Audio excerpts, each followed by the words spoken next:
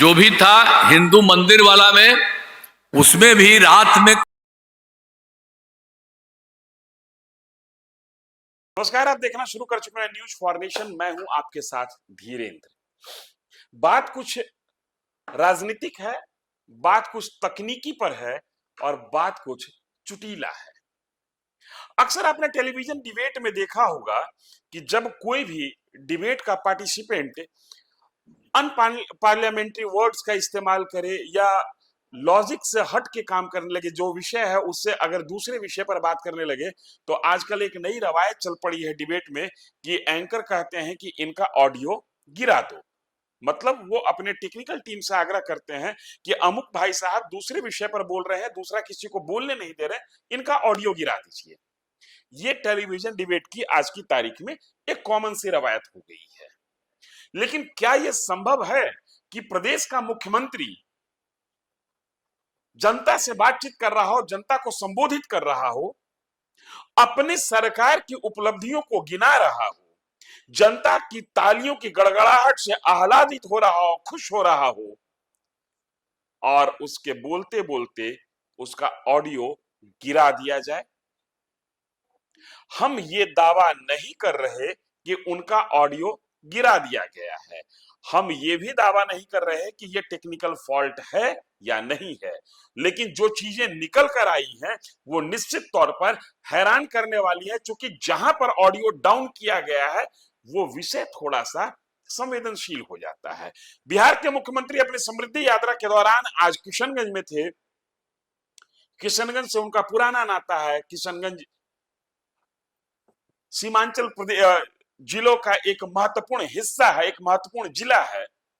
किशनगंज में मुख्यमंत्री आम लोगों के बीच थे, अपनी उपलब्धि बता रहे थे और पिछली सरकार मतलब लालू प्रसाद यादव और राबड़ी देवी की सरकार की कार्य को कोस रहे थे।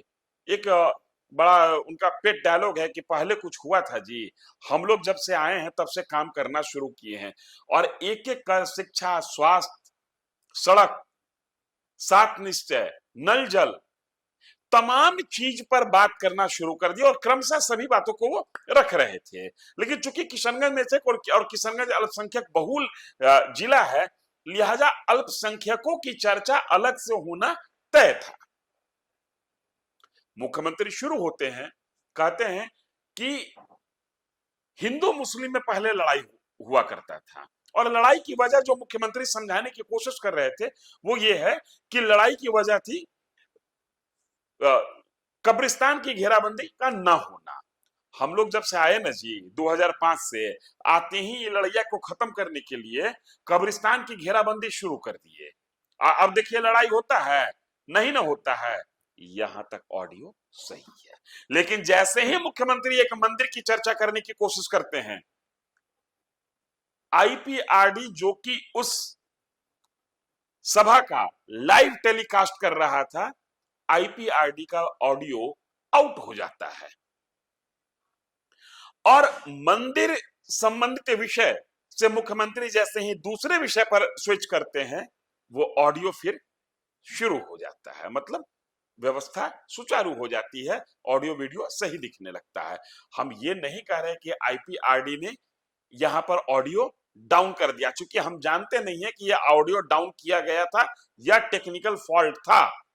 लेकिन जिस जगह पर यह ऑडियो डाउन हुआ वो जगह संवेदनशील है। हम कुछ कहें या ना कहें, विपक्ष तो जरूर कुछ ना कुछ कहेगा और कहने का मौका मिला। हम आपको छोड़े जा रहे हैं उस ऑडियो के साथ।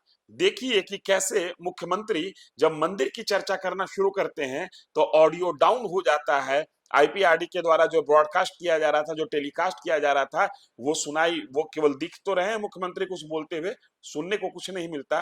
और जैसे ही ये विषय समाप्त होता है वैसे ही ऑडियो रिज्यूम हो जाता है। देखिए पूरा वीडियो और खुद तय कीजिए कि ये टेक्निकल फॉल्ट है या मुख्यमंत्री की आवाज को दबाने की कोशिश हो रही है। जो भी था हिंदू मंदिर वाला में, उसमें भी रात में